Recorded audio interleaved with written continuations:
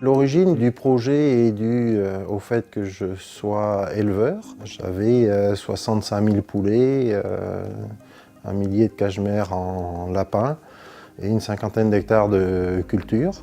Avec mes partenaires industriels, nous avons développé cette méthanisation qui a approvisionné 51% des produits d'effluents d'élevage, principalement ceux de mon site.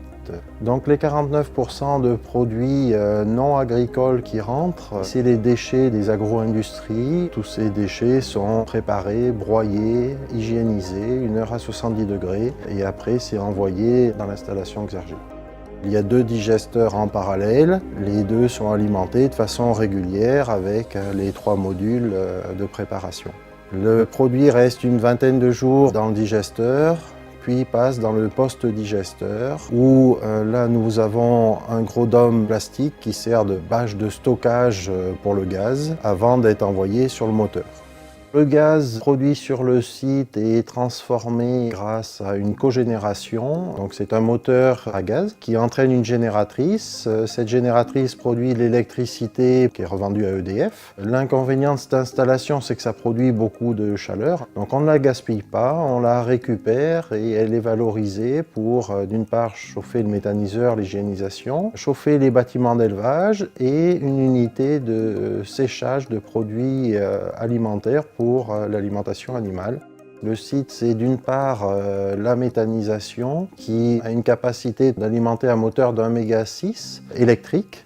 Et on a en plus sur le site une chaudière qui est capable de consommer les excédents de gaz ou pendant les arrêts moteurs pour entretien de consommer le gaz afin de garantir l'approvisionnement en chaleur du site. Actuellement, nous produisons environ 16 000 m3 de gaz par jour, ce qui nous permet d'approcher le 100% de fonctionnement de la cogénération. Ce chiffre, annuellement, doit représenter un peu plus de 5 millions normaux mètres cubes de gaz à l'année.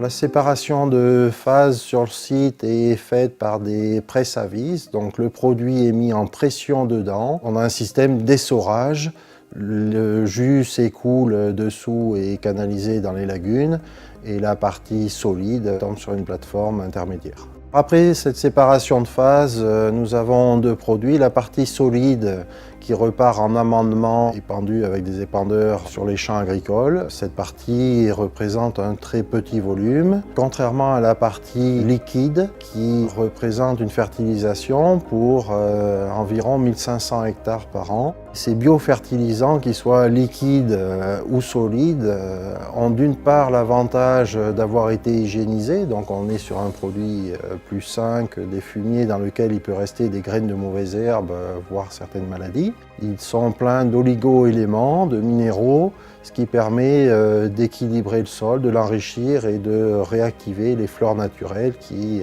améliorent la résistance des sols vis-à-vis des intempéries, vis-à-vis des périodes sèches.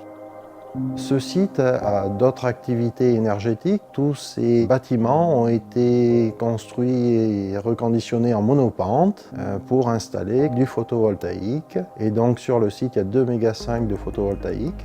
La production photovoltaïque et méthanisation rend autonome 20 000 personnes, ce qui fait de ce site le premier site agricole français en production d'énergie renouvelable. Le site du Petit Rollet hébergeant Metellec est un investissement majeur, massif. On parle d'un investissement de 30 millions d'euros. Metellec est en dessous de 15 millions d'euros et donc il y a un certain nombre de bâtiments de stockage qui ont représenté une enveloppe significative. Le choix de Xergie a été par rapport à leur expérience et leur expérience particulièrement en multiproduits. Quand vous rentrez des multiproduits, on ne sait pas toujours pourquoi, comment, mais il y a des effets de précipitation, il y a des effets de moussage qui peuvent être très importants. Pour ces différents produits, le retour d'expérience est essentiel. À partir du moment qu'il y a des effets de moussage, dans certains cas qu'on ne peut pas expliquer, si vous ne les avez pas subis, si vous ne savez pas comment les gérer, vous courez à votre perte. Et donc Xergie est apparu très rapidement comme une évidence de choix technologique.